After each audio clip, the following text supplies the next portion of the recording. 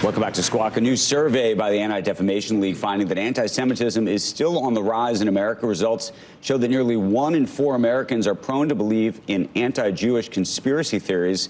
It's the highest level in more than 3 decades and up from 20% 2 years ago. The survey also showed that more than 42% of Americans either have friends or family who dislike Jews or find it socially unacceptable for a close family member to support Hamas. For more on the findings, I want to bring in Jonathan Greenblatt, CEO, National Director of the Anti-Defamation League. Surprised by these results?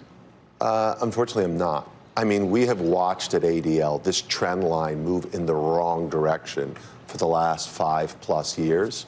And to think in 2019 it was just 11% of Americans who had extensive, intense anti-Semitic attitudes. So to see that more than double in just 5 years is shocking.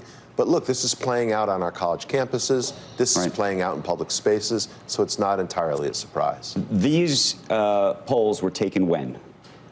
In the first half of January. Okay. So this is, ADL's been studying anti-Semitic attitudes since the 1960s. And we run these sort of like sentiment analyses every 2 to 3 years to gauge in baseline where public attitudes are. How connected do you believe that these results are to what's happened in Israel and to the response that Israel has had to the attacks? Well, look, it's a good question. I think in 2016, things started to change when extremists started to feel like they had permission to express anti-Semitic attitudes. And then since the October 7th massacre, like the sewers, the lids have been blown off the sewers by the anti-Zionists. So keep in mind, I don't want to conflate anti-Zionism with anti-Semitism, but they're the same. They're two hues of the same color. Okay. But here's what But some people, well, okay, continue on. I mean, here's what I would tell you. In 2022, right, when Israel had a coalition government with Arabs and Jews in the government, Muslims and Jews working together, we had the most number of anti-Semitic incidents we ever tracked in America.